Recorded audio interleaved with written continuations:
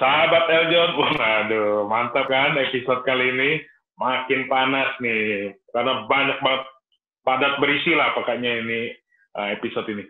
Pak Gendro Salim, Ya. menyambung tadi. Nah, itu kan 12 ya shareholder nih. Untuk sebuah startup, meyakinkan Bapak founder kan, Pak Gendro Salim kan founder dari YouCoach.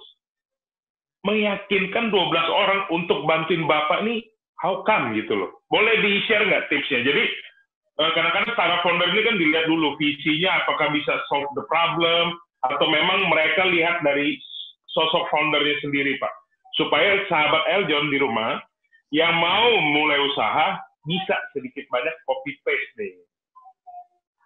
Silakan Pak Gendro, meyakinkan 12 shareholder. Gimana cara mempengaruhi shareholder? Siap. Saya rasa dapat 12 shareholder ini setelah ngobrol sama kira-kira 60 orang, Pak. Jadi bukan berarti 12 saya presentasi 12-nya mau, enggak. Jadi ada pasti yang nggak mau.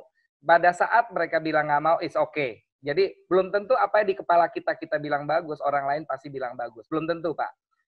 Bahkan ada beberapa klien yang bahasanya utang budinya juga cukup besar, mereka juga udah maju, saya ceritain, mereka juga nggak mau see what I see gitu loh ceritanya.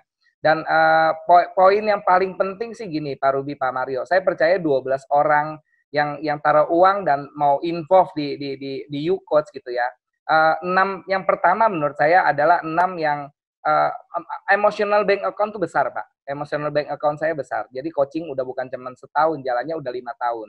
Dari manggil coach udah manggil kok gitu kan ceritanya. Kalau dalam coaching kadang-kadang di Surabaya dia tiba-tiba bapaknya nggak bisa karena mesti menghadiri satu acara, ya udah kita nggak usah count gitu loh, dia nggak usah tanda tangan, nanti minggu depan aja datang baru kita count. Jadi kita nggak bisa ngambil sesuatu kalau kita nggak bisa ngasih sesuatu.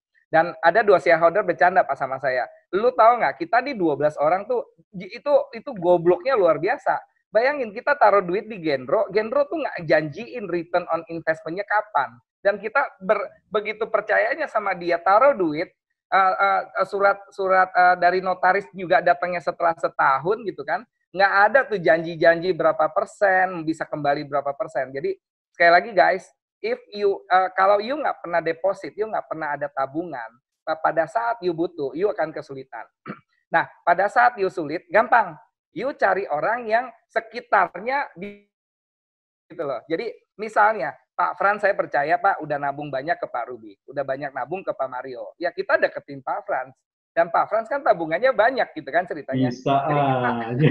Dan kita begitu dapat Pak Frans, itu tabungannya Pak Frans ditarik-tarik semua jadi punya kita gitu loh. Kira-kira gitu ya. Jadi jangan ilmu bagus nih. Ini ilmu bagus nih Pak Gendro nih. Ini bagus nih Pak Gendro. Jadi saya nggak pernah mau main misalnya sama misalnya aparat Pak, main sama aparat nggak mudah gitu. Tapi saya punya beberapa klien yang udah setoran sama aparat karena memang mereka punya bagian lah ya, punya andil, maksudnya punya peran untuk membantu perusahaannya dia. Jadi karena kelebihan saya kenal dengan 500 klien, ini yang jagonya main di aparat, ini yang jago main di politis. Nah, ini aja ini kita butuh gitu kan. Dan kita approach, ada yang berhasil juga, ada yang enggak. Jadi kita deketin center of universe-nya. Kalau kita nggak punya, selama ini nggak pernah nabung. Itu yang kedua. Yang ketiga, tetap prospek sih Pak. Maksudnya kita harus bisa punya pitch deck yang baik gitu loh. Kita harus punya prototype yang bikin mereka impress. Wah, ini kalau saya nggak ikut rugi nih, kira-kira gitu. So, I think 12 orang yang berhasil gabung sama saya, satu either tabungan emosinya besar, 2 karena tabungan emosinya satu partner yang besar, dan yang ketiga karena memang pitch deck kita memukau, kira-kira gitu. Mantap, itu formulanya sahabat Eljon, ada juga. Yes. Yang nggak nonton episode ini, waduh rugi besar nih. Nggak dapat jurusnya dari Pak Gendro Salim. Keren. Tapi kalau saya lihat ya Pak Mario ya, Pak Gendro Salim juga belajar dari kesalahan juga nih. Dia bisa tarik kesimpulan banyak sekali. Ini yang mahal sebenarnya ini nih, belajar dari kesalahan itu yang sangat-sangat mahal dan mencoba untuk memperbaiki ke depannya gitu. Tapi udah ada pagar-pagarnya ya Pak Gendro ya. Dan luar biasanya ketika belajar dari kesalahan itu moving fast-nya lebih cepat juga ya Pak Gendro. Yes. Sakit Pak, begitu salah sakit. Sakitnya di mana Pak Mario? 3 bulan nggak makan Pak, nggak mandi. 3 bulan. Wow. Oke, saya bangun perusahaan total sudah pernah 13 Pak. Joinan saya total kalau saya bicara mungkin kalau diurutin, I think kalau nggak salah saya pernah hitung 54 partner. 20 diantaranya sampai hari ini stay, ada juga yang enggak gitu loh ceritanya. Nah, jadi kalau kita bicara seperti ini, make sure Pak, yang pertama adalah you have the same vibration atau tidak. Kalau vibrationnya udah nggak sama, dia punya duit susah Pak. Kedepannya, pokoknya kalau vibrasinya udah nggak sama susah gitu loh. Jadi kalau kita mengajak orang untuk partnership gitu ya, kalau kita janjinya uang doang, ya yuk nggak salah kalau seandainya partner ini akan nagih uang, kira-kira gitu. Tapi when we selling something out, I want to make this country better. Ternyata Andri Wiryo dia di Arizona udah terpanggil justru pulang ke Indonesia pengen do something better for this country. Ketemu gitu loh ceritanya. So you have to selling your visions, not selling how many income you will get gitu loh ceritanya from there gitu loh. Banyak Pak klien-klien saya yang konglomerat yang saya juga nggak mau jual ini ke mereka karena setiap kali coaching yang ditanya adalah kita bisa naik berapa kali nih coach, kita bisa naik berapa kali nih. Jadi ya kalau yang kayak gitu kita udah tahu kita bisa naik beribu-ribu kali, tapi bukan itu dulu, kita harus mulai sesuatu gitu kan ceritanya. Jadi kesalahan berikutnya bukannya nggak ada salah Pak. Jadi saya ngedidik coach 36 batch Pak Ruby, Pak Mario. I think 560 coach yang pernah saya didik, yang pernah saya ajak, saya kasih klien, tiba-tiba klien dibawa kabur, tiba-tiba bikin sendiri. Tapi banyak yang nyemangatin gini, coach, banyak loh orang yang joinan sama you, kemudian dia bikin sendiri. Yang hebat tuh lu bisa ngedidik orang sampai dia bisa bikin perusahaan, kira-kira gitulah gitu ya. Jadi saya nggak pernah sakit hati pada saat saya ditinggal sama partner saya cuma mengatakan gini, itu I have to build another partner. Karena saya tahu NLP, saya tahu neuroscience, ya ini kan cuma masalah waktu ya. Jadi kita coba lagi, kita ulang lagi. Tapi dari situ Pak, within this 20 years I build business, makanya saya ada salah satu bukunya yang judulnya Sukses Usaha Patungan. Jadi kalau you mau sukses usaha patungan, baca dulu deh buku itu. Supaya nggak sakit seperti saya ya, ditimpa dari belakang, ditelikung dari samping, dan seterusnya. Tapi itu semua pelajaran sih Pak. Kalau kita nggak ngelewatin ini, juga kita nggak bakal sampai hari ini. Jadi I'm very thankful for them yang luar biasa support saya, bahkan yang memang want to become my competitor. Karena pada saat mereka menjadi kompetitor kita, which is kita terpacu dong, I can do better than him gitu, or than them gitu loh ceritanya. Dan itu yang menjadi sebuah motivasi bahwa kita terpecut. Jadi jadikan kompetitor mereka adalah sebuah challenge, sebuah dorongan gitu loh untuk kita bisa lebih maju. Dan betul Pak, kalau kita nggak punya kompetitor mah santai-santai aja, nggak ada yang kepet-kepet, nggak ada, santai, kira-kira gitu. Nah, mantap nih. Oke, bro. You coach. How to socialize the you coach ini startup ini? Gimana sosialisasinya? Berhubungan dengan pemasaran, karena tadi nyambung di kompetitor nih Pak. Iya.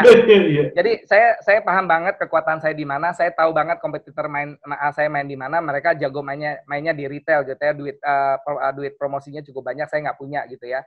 Saya dari dulu nggak tahu bahasanya nyacui ya gitu ya. Saya punya roh kok kuat banget B2B Pak. Saya adalah inisiatornya Wirausaha Mandiri. Jadi waktu Pak Budi Sadikin minta saya ngerancang ini, saya dapat kontrak senilai sekian miliar untuk mendidik wirausaha mandiri. Kemudian saya juga inisiatornya, kalau pernah dengar acara namanya Perwira Mandiri, pelatihan dan inkubator wirausaha mandiri.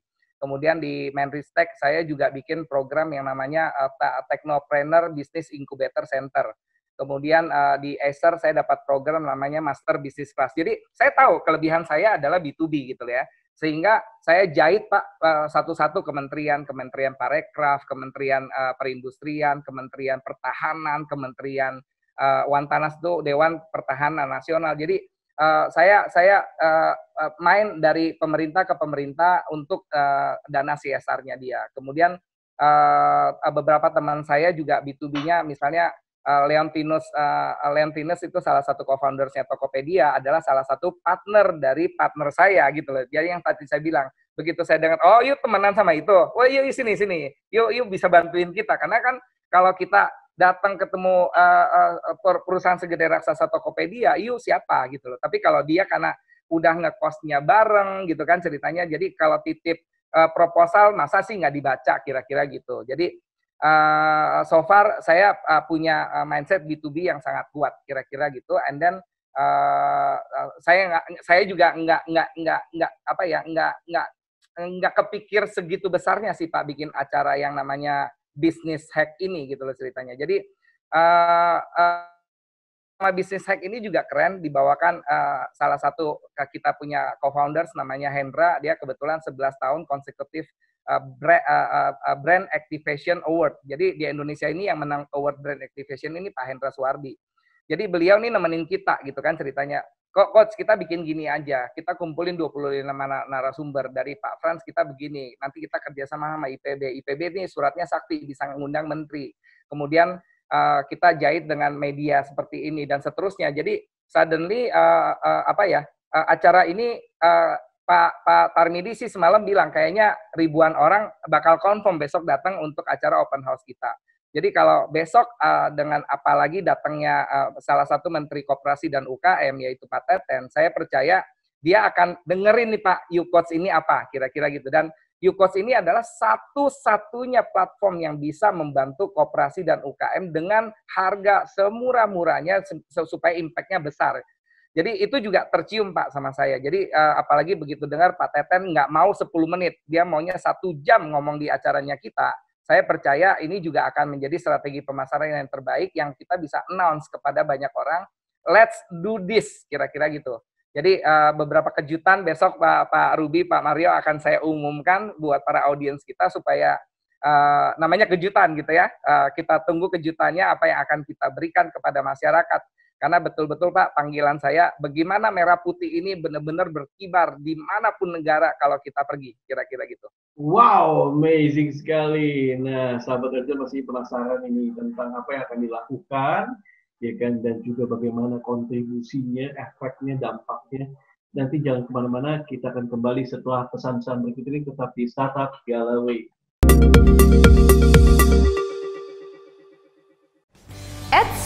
Sebelum nonton video yang selanjutnya, jangan lupa klik subscribe dan tombol lonceng untuk selalu mendapatkan notifikasi dari Eljon TV.